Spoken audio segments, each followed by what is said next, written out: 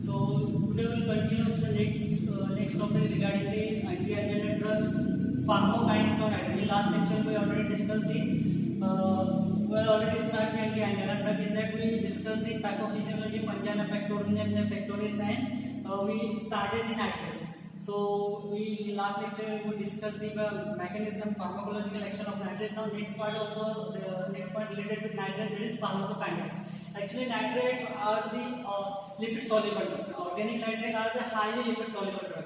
We can do the route of administration of this drug. Normally, we can do that by sublingual. We could not take generally the nitrates. We could not take orally. When you taking the nitrates orally, it shows highly first passive, especially isosorbide mononitrate, isosorbide trinitrate. These drugs shows highly first passive. First passive effect means what? Whenever you are taking this drug orally, जब भी आप drug orally लेते हो तो what will happen? After the absorption, drug is entering in the portal circulation, is entering in your liver or hepatocytes. So what will happen? Most of the drug is degraded or inactivated by your liver, by some enzyme in your livers. So that's why generally nitrates are avoided through the orally. So especially isosorbide mononitrate or isosorbide trinitrate, these drugs shows highly first pass effect. Okay, so you can this drug you can take sublingual. You have to put the tablet below your blood vessel and allow to dissolve it, and through the buccal vein. Buccal vein is directly entering your heart, and from the heart in your general circulation. Okay, so drug is very well absorbed through your buccal mucosa, intestine and skin. After that, what will happen? After showing its action, it enter in your liver for the purpose of metabolism. It metabolized by glutathione reductase or aldehyde dehydrogenase. Two enzymes is responsible for the metabolism of this drug, and finally it will excreted through your urine. The next point related with nitrate side effects of nitrate. First side effects of nitrates, that is headache, thrombin, headache. Nitrate is from any vasodilator. If you are taking any vasodilator, most of the vasodilator is responsible for a headache. बहुत सारे drug, बहुत सारे vasodilator headache के लिए responsible. How it is exactly? Let me explain. Suppose this is your cranial cavity. Normally this cranial cavity is filled with the dura mater, and then the dura mater pain receptor is there. Okay, and suppose consider these are some vessels of blood vessels. So what will happen when we are taking the nitrates? So these vessels get dilated, and here pain receptor is there. So what will happen when it will dilate it? When it dilates, so it will hammering on your pain receptor. Okay, so due to hammering, headache is there. Simply in your cranial cavity, dura mater is there, and in your dura mater, that pain receptor is present. So pain vessels get dilated due to dilation of the vessel, hammering of pain receptor, and headache is there. Next side effect related with your nitrate, that is facial flushing. Normally these dilate your face, dilates of your vessel of your face. Face vessel is get dilated due to dilation of your face vessels. What will happen? Cutaneous vessel is there. Cutaneous is there. Due to dilation, what will happen? More blood flow is there, and warming effect. That thing we can consider as a facial flushing. आपकी जो veins होती है face की आपकी vessels होते हैं dilate होती है due to dilation of this thing. What will happen? Slightly blood flow is enhanced. Blood flow is enhances, and then due to enhancement of your blood flow, warming effect is there. Slightly warming effect is there, and the overall effect we can consider as a facial flushing. Next side effect related with nitrate, that is postural hypotension. These drugs is responsible for postural hypotension. Whenever you change the posture, your blood pressure reduces. How exactly it takes place? Normally, what we suppose we consider any normal person. Any normal person, when person is lying, and if he suddenly get up, any person is lying in bed, and if he suddenly get up, so what will happen? Their total blood goes to your downside. Okay, your most of the blood goes to the downside, and blood pressure is reduces. So that senses your baroreceptor, and signal goes to your central nervous system.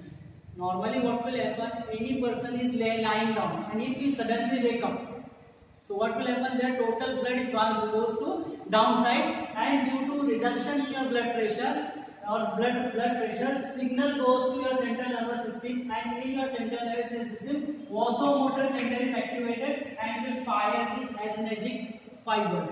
Due to firing of due to activation of sympathetic system or adrenergic system, your epinephrine or norepinephrine releases, which will constrict your vessel, and in this way your blood pressure is restored.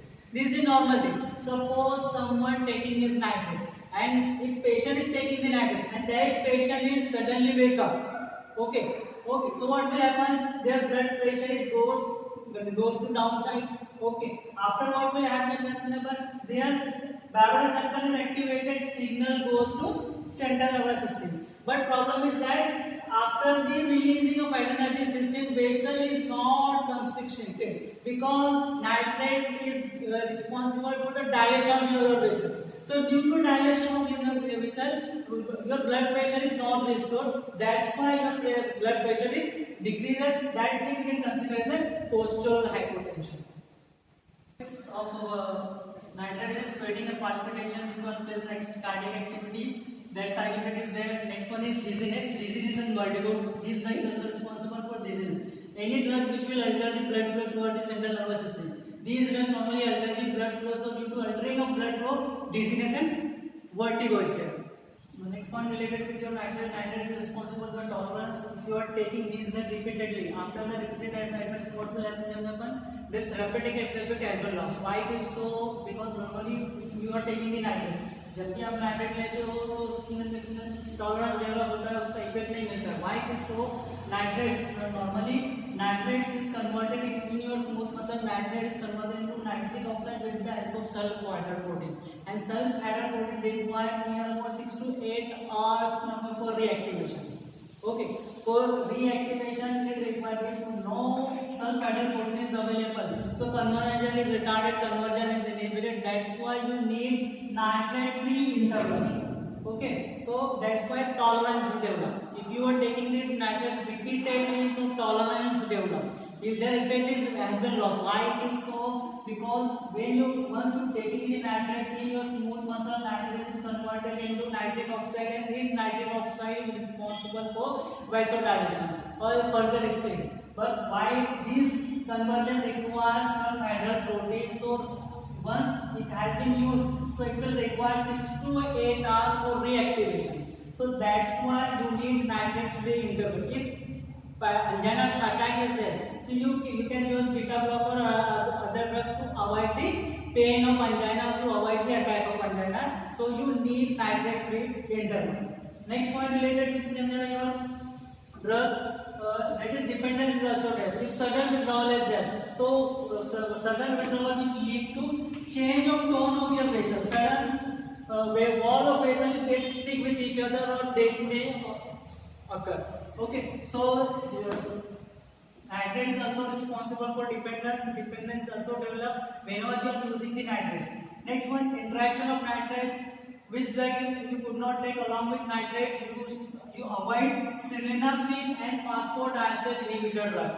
You could not take these drugs along with nitrates. Why it is so? These drugs are also responsible for the vasodilation, and nitrate is also responsible for vasodilation. So due to vasodilation, severe hypotension is there. So you could not take nitrates along with these drugs. Sildenafil and phosphodiesterase inhibitor. These drugs enhances the vasodilation, or due to severe vasodilation, severe hypotension is there. This category of drug, that is beta blocker. Beta blocker is also effective in the management and treatment of angina pectoris. Two types of beta blocker we can use in the management of angina pectoris. First one is selective, and second one is non-selective. Non-selective example of non-selective is propranolol, or selective atenolol, acetylcholine, metoprolol, or other drug is there, which is most effective in the management and treatment of angina pectoris. Let me discuss this mechanism of the action, how exactly these drugs is useful or effective in the management of angina pectoris.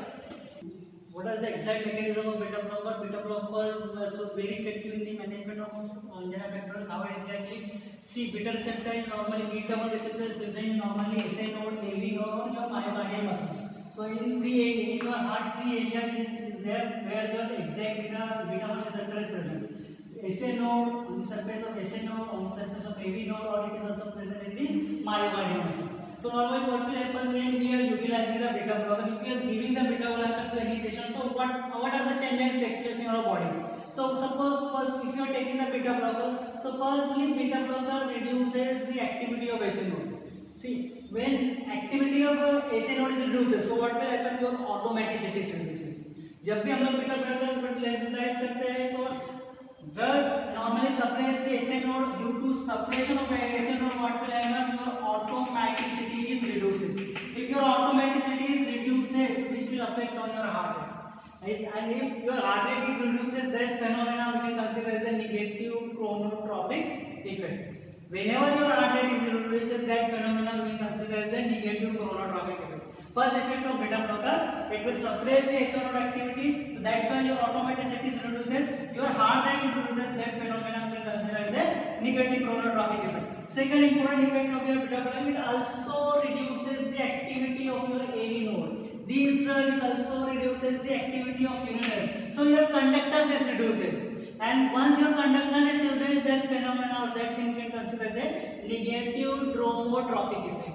Okay. Now last important effect of beta blocker is contractile myocardial muscle. On your myocardial muscle, beta blocker reduces the contractility of your myocardial muscle. So due to inhibition or due to reducing the contractility of your myocardial muscle, and then what will happen? Less pressure is generated. So this effect we can consider as a negative inotropic effect. See, these negative effect, negative chronotropic effect, negative dromotropic effect, or negative inotropic effect. Due to these effect, your heart rate is reduces. Okay जब भी आपकी ये effect reduce होते हैं तो क्या होता है? आपका हार्ट रेट रिड्यूस होता है, आपका स्ट्रोक वॉल्यूम रिड्यूस होता है. Your heart rate reduces, your stroke volume reduces, and if these two things reduces, which will reduces your cardiac output, and once your cardiac output is reduces, it will ultimately affect on the work of your cardiac muscle, work of your heart. Heart की activity reduce होती है, heart का pressure reduce होता है, और it will affect the demand of oxygen. In this way, supply of oxygen is increased and demand is reduced. Okay, so simply these are normally beta receptor is present on the surface of AC node, AV node, or your myocardial muscle. So first effect of this drug reduces the activity of AC node, so automaticity is reduced. If your automaticity is reduced, which will reduces your heart rate, or whenever heart rate is reduces, this phenomenon we can consider as a negative chronotropic effect. If your activity, this drug also reduces the activity of AV node, so your conductance reduces. और conductance reduce होता है तो उसको consider करते हैं हम लोग negative dromotropic effect. Last one, it also reduces the contractility of your myocardial muscle. That effect we can consider as a negative inotropic effect. Due to reduction of these things, these effect, due to these effect, what will happen? Your heart rate reduces, stroke volume reduces. If your these two things reduces, which will affect on your cardiac output, your ultimately your cardiac output is also reduces. If your cardiac output is reduces, so your cardiac activity or cardiac work is also affected or reduces. If you are reducing the cardiac activity or cardiac work, so your demand of oxygen reduces. If demand reduces, so ultimately your pain is made disappear. Point related with beta blockers, side effect beta blockers. First side effect of beta blocker, that is fatigue. How exactly fatigue is developed? Normally what will happen? Consider a normal person. Normally normal person what will happen? Vessel constriction is due to alpha 1 receptor, or after that followed by vasodilation with the help of beta 2 receptor. These are the normal activity in any person. If you consider any person, any normal person, so in the normal person what will happen? In blood vessel, alpha 1 receptor is there, and that alpha 1 receptor is responsible for vasoconstriction, followed by the dilation with the help of beta 2 receptor. Beta 2 receptor is responsible for vasodilation. Suppose any person is taking the beta blocker, so it will block the beta 2 receptor. Suppose this receptor is get blocked, so what will happen? Vasodilation properties has been lost. No vasodilation is there, or due to this effect, fatigue is developed. Okay. Normally what will happen? Constriction followed by dilation. So that dilation property has been lost due to this effect, fatigue is developed. Second side effect next related with your beta blockers is this sleep disturbances. Whenever you are using the beta blocker is disturb your sleep pattern, insomnia is there, nightmare is developed. Okay. Also next side effect is depression. If you are using, any person is continuously using the beta blocker, so beta blocker is responsible for the development of depression. How? Because it will be reduces the adrenergic system. It will adrenergic आपकी adrenergic activity को reduce करता है. That's why depression is developed. And last one, impotence. Beta, if you are any person is continuously using, so impotence is developed because male ejaculation failure is there, or due to failure of ejaculation, impotence is there. So these are some side effects related with your beta blocker. The contraindication of beta blockers. What are the different contraindication of beta blockers? Beta blocker is contraindicated in COPD disease, chronic obstructive pulmonary diseases. In pulmonary diseases, beta blocker is normally contraindicated. We could not prescribe. Why it is so? Because in your smooth muscle, bronchial smooth muscle, beta 2 receptor is there. Or function of this beta 2 receptor is it will be responsible for dilation of your smooth muscle. Beta 2 receptor dilate your bronchial smooth muscle. That's why there is normal respiration is there. Suppose someone is using beta 2 receptor, beta blocker. So their beta 2 receptors get blocked, or that's why dilation property slightly reduces, bronchial constriction is there, and due to constriction difficulty is there in breathing. That's why beta blocker is contraindicated in COPD disease. It may be asthma, it may be chronic bronchitis, it may be emphysema, it may be bronchitis, and any other pulmonary diseases. Normally we could not, or beta blocker is contraindicated in this COPD disease. कोई भी disease अगर किसी को asthma है तो asthma में contraindicated है. क्यों? Why it is so? Because beta 2 receptor is present bronchial muscle. Bronchial muscle में present होता है. उसका मेन इंपॉर्टेंट फंक्शन क्या होता है? Dilate your bronchial muscle. Bronchial muscles को डायलेट करता है. अगर कोई पर्सन बीटा ब्लॉकर यूज करता है तो वो बीटा 2 रिसेप्टर को ब्लॉक करेगा, और बीटा 2 रिसेप्टर ब्लॉक हो गया तो डायलेशन प्रॉपर्टी लॉस हो जाती है और ब्रोंकियल कंस्ट्रिक्शन होता है, जिसकी वजह से डिफिकल्टी होती है ब्रीथिंग में. That's why beta blocker is contraindicated in COPD diseases. Related with beta blocker. Beta blocker is normally contraindicated in diabetes management. Why it is so? Because beta blocker is responsible for severe hypoglycemia. See, suppose severe hypoglycemia के लिए responsible होता है आपका blood glucose level बहुत reduce होता है जब आप बीटा ब्लॉकर यूटिलाइज करते हो. कैसे? कि समटाइम्स नॉर्मल पर्सन को कंसीडर करते हो तो whenever their blood sugar level is decreases. एक नॉर्मली अगर किसी का ब्लड शुगर लेवल डिक्रीज होता है तो बॉडी में सेंट्रल नर्वस सिस्टम एक्टिवेट होता है और वो एक्टिवेट करता है आपके सिंपैथेटिक सिस्टम को, और through the sympathetic system some warning sign is produced when your blood sugar level is reduce. Suppose your blood sugar level is decreases, so warning, your body produces the warning sign. It is tachycardia, tachyarrhythmia is there, then tremor is developed and sweating is there. These effects is telling you that your blood sugar level is reduced. Second important thing of your body, it will with the help of beta receptor, glycogen breakdown of glycogen is there in your liver, so that's why sugar level is increases. Glycogen का breakdown होता है, glycogen का breakdown glucose में होता है और glucose की वजह से ब्लड शुगर लेवल रिस्टोर होता है. Third important thing, so in your pancreas glucagon hormone is there. Okay, pancreas में ग्लूकागोन हार्मोन का रिलीज होता है और glucagon hormone act on your hepatocyte and it will start the gluconeogenesis process. means it will responsible the formation of glucose from the other resources. For example, it may from the it utilizes fatty acid, free fatty acid, amino acid and other thing. From this thing it will start the synthesis of glucose. In this way glucose level is restored. Okay, normally what will happen, जब भी आपका glucose level decrease होता है तो body produce करती है warning sign. फिर liver से आपका ग्लाइकोजन का ब्रेकडाउन होता है, ग्लूकोज में रिस्टोर होता है आपका ग्लूकोज और ग्लूकागोन हार्मोन का रिलीज होता है. बट व्हेन और these action is through your beta receptor. ये जितनी भी एक्शन है बीटा रिसेप्टर के थ्रू होती है, ये रिसेप्टर के थ्रू आपको पता चलता है कि आपका बॉडी लेवल रिड्यूस होता है और इस तरह से रीस्टोर होता है once you, but whenever you are utilizing beta blocker, जब आप बीटा ब्लॉकर का यूटिलाइज करते हो, so no warning signs produce, आपकी बॉडी में वार्निंग साइन नहीं प्रोड्यूस होगी। Second thing, glyco no breakdown of your glycogen, और third thing, no release of your glucagon hormone. So due to this thing, severe hypoglycemia, suppose any patient is taking the anti-diabetic drug insulin, so insulin is also reduces the glucose level, or these things also reduces the glucose level, so chances of severe hypoglycemia is there, or patient may goes into coma or other thing, other complication is there. So that's why beta blocker is contraindicated in diabetes mellitus. Next contraindication related with beta blockers, that is bradyarrhythmia. Bradyarrhythmia nothing but whenever your heart rate is reduced, जब भी आपका heart rate reduce होता है उसको कहते हैं bradyarrhythmia. So suppose someone is suffering from this disease and if this patient is taking the beta blockers, so beta blocker is also responsible for reduce your heart rate, and there is